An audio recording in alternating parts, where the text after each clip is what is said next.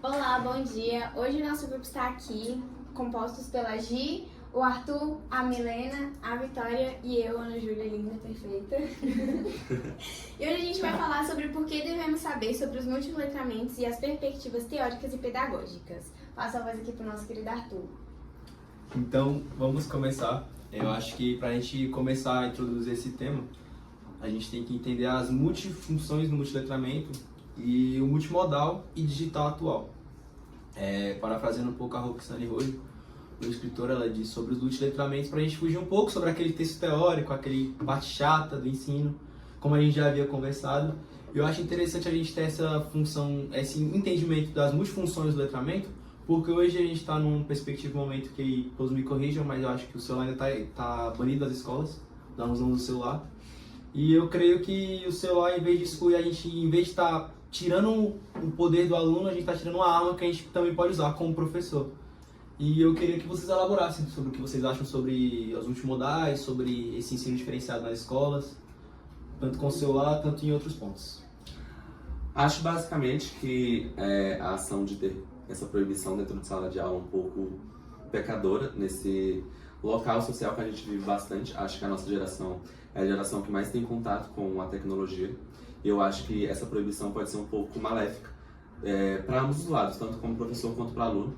Acho que ter esse acesso dentro de sala de aula poderia ser introduzido de forma mais educacional, seja de forma de pesquisa, tendo acesso a algum livro fácil, porque é muito difícil atualmente a gente ver jovens, por exemplo, com livros físicos, e ter esse tipo de acesso com a tecnologia, eu acredito que seria um pouco benéfica para a educação em si, basicamente.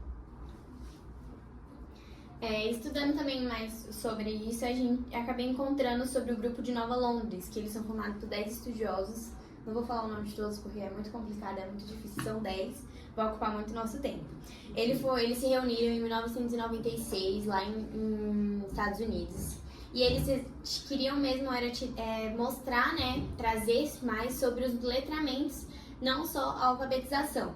Eles tiveram algumas motivações, como o avanço da tecnologia, a diversidade social, a cultura, tudo isso que estava sendo renovado, vamos se dizer.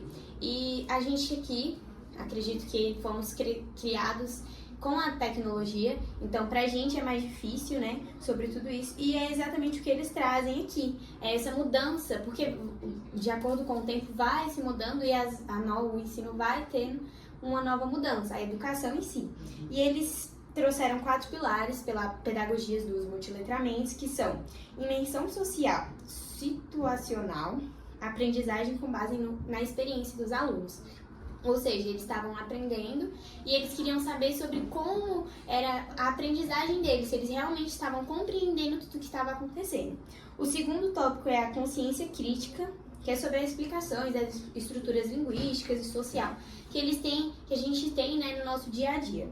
Também sobre a construção crítica de significados, as análises culturais dos textos, análises sociais, e a aplicação transformadora pelo uso excessivo de conhecimento, E aí eles acharam importante estar trazendo essa nova visão, e também procurar mais conhecimento sobre não só a alfabetização, mas também sobre os letramentos, com isso os multiletramentos juntos. Eu acho que, participando desse princípio, acho que todo mundo já tem noção do que a gente vai falar sobre multiletramentos. E falando um pouco mais sobre a Roxane Rojo de novo, ela dizia que os letramentos eles são práticas situadas sociais, que elas levam em contexto a cultura, a sociedade e a diversidade. E eu queria saber, nós como futuros professores, começando pela Gi, o que a gente pode incluir dentro da sala de aula, levando esses 3 tópicos, cultural, social e didático, dentro da sala de aula. Bom, eu acho que a gente pode introduzir o método Freire nisso, que a gente basicamente tem que sentar com os alunos, com quem a gente vai ensinar, alfabetizar, letrar, e entender o contexto social em que eles vivem, as coisas que eles vivem, e procurar ensinar através disso, seja com palavras, seja com temas, e tentar realmente, porque são áreas que eles conhecem, que eles entendem bem e que conseguem aprender com isso. Então eu acho que tem que entender tudo em que eles vivem e tudo mais. Vitória? Eu acho que, tipo assim, só completando o que a Giovana falou, tipo, eu acho que as pessoas, elas aprendem mais quando elas se identificam com aquilo. Então, tipo assim, quanto mais você entrar, por exemplo, você colocar alguma coisa que os alunos gostam, eles vão aprender mais, sabe? Se você ensinar de uma maneira didática, mas ao mesmo tempo descontraída, eu acho que eles vão pegar mais do que, tipo, você ficar tacando coisa no aluno, sabe? Enchendo linguiça, exatamente. Eu acho que a gente, quando fala disso, a gente parte até da perspectiva de ensino. A gente já está falando como formadores, a gente já está formando um cidadão. A gente não está deixando de ensinar o que o garoto tem que fazer ou falar. Isso a Magda fala bastante sobre isso, sobre diferenciar a alfabetização de letramento. Alfabetização, a gente pode alfabetizar o cara, escrever, aprende lá a escrever, escreve no quadro, da hora. Mas o que é o letramento como prática social? Como a gente pode introduzir isso? E acho que nesse quesito de formar cidadãos, igual a gente estava conversando sobre quesito cultural, do como a gente pode botar um aluno no lugar que ele está e mostrar para ele, tipo, é isso aqui. Sim. Acho que, tendo em vista, tipo, em contextos artísticos, por exemplo, dentro de sala de aula, eu acredito que a gente possa prestar bastante atenção nos alunos nesse local. Tipo, eu conheço muitos alunos, eu conheço muitas pessoas que são artistas, basicamente desenhistas, dançarinos, por exemplo, que fazem teatro.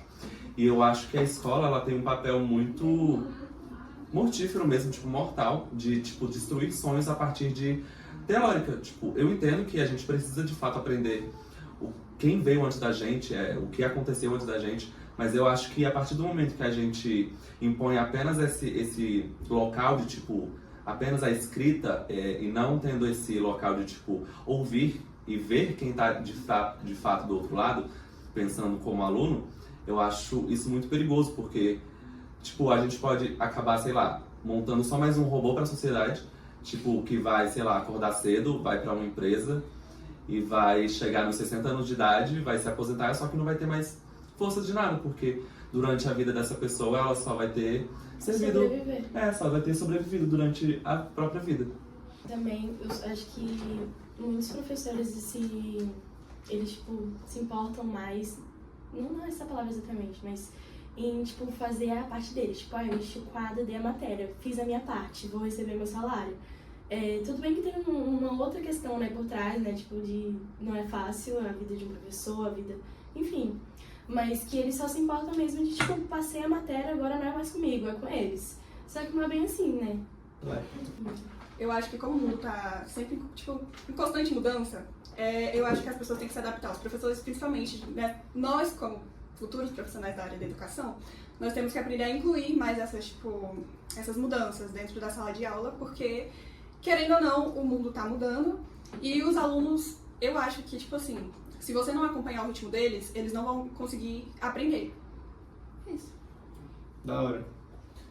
E eu acho que, quase finalizando já, a gente tem que se preparar desse termo no futuro, porque a gente sabe que, como a Vitória falou, não está em constante evolução. E, porra, a gente passou por uma pandemia gigantesca um tempo atrás e a gente, basicamente aqui, eu falo por mim, a gente tem uma geração fragmentada e viciada. Sim. Então, tipo assim, o dia todo no celular, por exemplo, o dia todo a gente tendo que distrair a mente. E a gente sabe que, porra, a gente que já veio disso, a gente não vai quebrar isso de outros alunos. A gente não vai ser alguém que fala assim, mano, desliga o celular, ou desliga o computador, vai ler um livro. Não vai ser assim. Então, acho que é importante a gente ter essa concepção, esse entendimento do que são multiletramentos, ainda mais multimodais, como diz a Roxane, e ter entendimento que a gente não vai conseguir mudar isso. E a conclusão que cada um chega disso é quase unânime e ler. É aprender e incluir. Entendeu? A partir de realidades. Com a frase da Vitória, acho que a gente já pode encerrar. Repete. É aprender